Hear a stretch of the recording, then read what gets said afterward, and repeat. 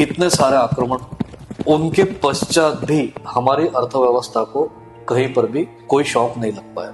लेकिन ऐसा क्या हुआ, बाद में ये पूरी अर्थव्यवस्था तहस नहस हो गई और आज हम 3 ट्रिलियन तक पहुंचने में इतना संघर्ष बना। जो पूर्वकालीन आप देखते हैं, मौर्य काल से मुगल काल तक कई सारे शासक आकर चले गए और उस वक्त जैसे हमने कहा कि जो समाजाभिमुख अर्थव्यवस्था थी वो जीवंत थी और वो जीवित ऐसे तरीके से थी कि हर किसी को अपने फेस्टिवल इकोनॉमी की तरफ से, कल्चरल इकोनॉमी के कारण हर किसी को कार्य मिल रहा था और उसका दाम भी मिलता था। उस वक्त जो था 80% जो लोग थे ये कृषक थे और 20% लोग ये अलग अलग समाज में सेवा दे रहे थे। इनको उनके काम के प्रति जो मूल भाव था वह मिल रहा था और हर जनरेशन टू जनरेशन इनके स्किलफुली जो एजुकेशन सिस्टम थी वो निरंतर चल रही थी। तो स्किल्ड लेबर्स थे, स्किल्ड प्रोडक्ट्स थे, साथ ही में हमारा व्यापार ये जो अगर आप राष्ट्रीय उत्पादकता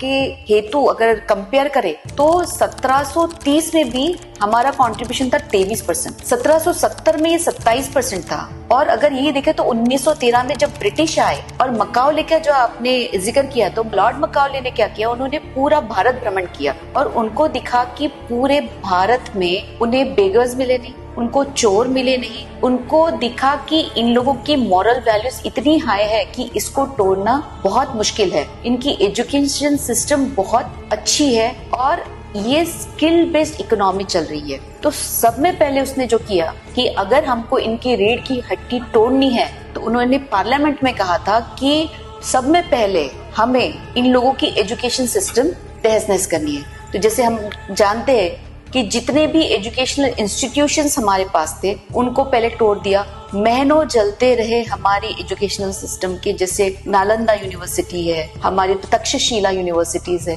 तो जब इनको जलाया गया तो 6-6 महीना ये जली हुई है। तो इतना हमारे पास साधन सामग्री थी, साथ ही में हमारे जो हेरिटेज है इसको उन्होंने तोड़ दिया, साथ ही में हमारे कल्चरल वैल्यूज को तोड़ दिया। और उस वक्त कैसा था कि कृषि के साथ साथ गृह उद्योग ये बहुत बड़े पैमाने पे थे, महिलाएं और पुरुष अलग अलग गृह उद्योग में अपना समय व्यतीत करते थे और उससे अपना दिनचर्या और पैसा भी कमाते थे। लेकिन जब ब्रिटिश हमारे पास आए तब उन्होंने जब ये heritage system, cultural system, value system तोड़ दी, उसके साथ जो कॉन्वेंट एजुकेशन लाया वो तो सिर्फ कम्युनिकेशन, उनका आंकड़ा जो था कि उनको हर किसी को सिखाना नहीं था, उनको सिर्फ 10% लोग, इनफैक्ट 6 से 8% लोगों को अंग्रेजी सिखानी थी, वो भी कम्युनिकेशन के लिए। तो ये मकाओले ने किया, वेलेस्ली ने इसको रूपांतरित किया फिजिकली अपने भारत में, इसके सीड्स डाल के। सिस्टम्स तो खत्म हो गए, कृषक का हाल क्या हो गया? कृषक का हाल ऐसा हुआ कि उनको जो ब्रिटिशों को रॉ मटेरियल चाहिए था उन्हें वही उत्पादन करने की परमिशन थी, जैसे इंडिगो, नील का क्या करेंगे? अच्छा, वो साथ ही में ऐसा है कि अगर उसको गेहूं चावल भी बनाने हैं जो भी वहां पे बनता है उसको वो भी करने की परमिशन नहीं थी। तो भुखमरी जो थी वो बहुत बड़े प्रमाण में आ गई।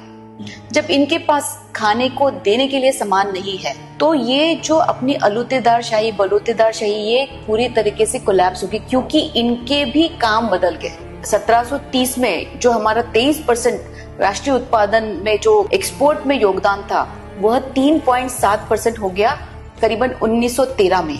लेकिन अगर आप 1947 में देखें तो ये हमने जब स्वदेशी को अपनाया तब 7.5% तक वो फिर से बढ़ गया।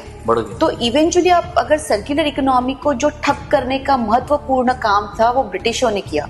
दूसरा एक बहुत बड़ा डिफरेंस है मौर्य काल से मुगल काल तक, उस वक्त जितने भी शासक आए वो थोड़ा बहुत लूट के गए, लेकिन मैक्सिमम लोग आके जो है भारत में बस गए। ब्रिटिशों ने क्या किया, 43 ट्रिलियन डॉलर इतनी संपत्ति वो अपने भारत से लेके लूट के चले गए। बिल्कुल सही। और टैक्सेस जो लगाए वो अलग, यानी अगर मैं एक्सपोर्ट करती हूँ, जब ब्रिटिश कालीन में जब एक्सपोर्ट करती हूँ तो मेरा टैक्स एक्सपोर्ट पे था 70 से 80%। बिल्कुल सही। तो आप बताए, तुम ना एक्सपोर्ट कर सकते, इम्पोर्टेड गुड सस्ते हैं, हमारा लोक उद्योग पूरा, गृह उद्योग पूर्ण बंद है, तो मेरे ख्याल से हमारी उपजीविका पूर्णतः बंद करने का काम ब्रिटिशों ने किया। तो यह डिफरेंस है मौर्य काल से मुगल काल तक, ब्रिटिश काल तक, क्यों हमारा डिग्रेडेशन हुआ।